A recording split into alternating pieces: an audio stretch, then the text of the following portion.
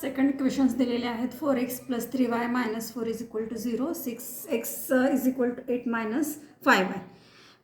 First, write these equations in the form of x + by = c.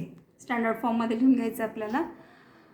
4x + 3y = 4 - 4 right साईडला जाऊन +4 होणार आहे. 6x - 5 left साईडला जाऊन +5y होणार. तर अशा पद्धतीने आपल्याला दोन इक्वेशन्स मिळाले. 4x + 3y = 4 आणि 6x + 5y = 8. डीची व्हॅल्यू काढताना x आणि yचे सहगुणक घ्यायचे आहेत. 4, 6 आणि 3, 5. क्रॉस मल्टिप्लिकेशन करा. तिरकस गुणाकार 4 × 5 = 20 - 3 × 18. 20 - 18 = 2. 4, 5 = 20 - 3, 6 = 18. 20 - 18 = 2. डीची व्हॅल्यू आपल्याला 2 मिळालेली आहे. dx काढताना आपल्याला एक्सचे सहगुणक काढून टाकायचे आणि त्या जागी सीची व्हॅल्यू घ्यायची आहे. सीची ही व्हॅल्यू आहे 4 आणि 8.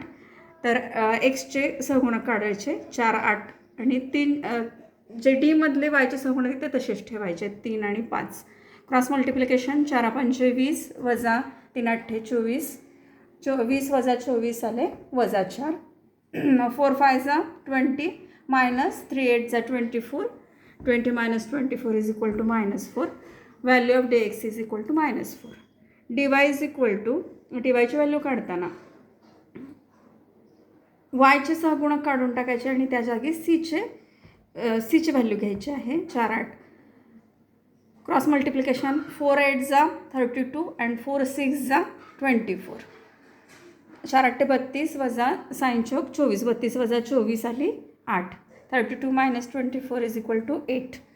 Now x = dx/d = -4/2. 2 × 1 = 2, 2 × 2 = 4.